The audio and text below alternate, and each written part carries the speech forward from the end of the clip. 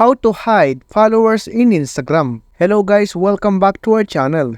In this video, I'll show you on how you can hide your followers on Instagram. So without further ado, let's get started. First thing you need to do is to open your Instagram app.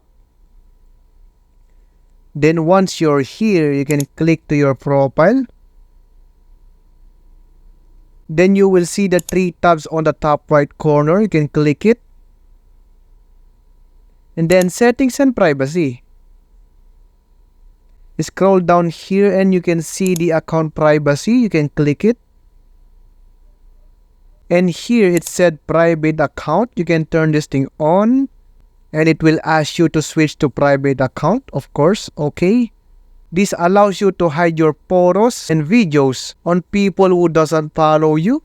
And here it said when your account is private, only the followers you approve can see what you share, including your photos, videos, or a hashtag and location pages, and your followers and following lists. You can go back and your account is now private. And that's how you can hide followers on Instagram. I hope the video was really helpful.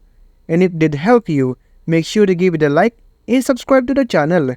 And if you have any questions, you can comment down below.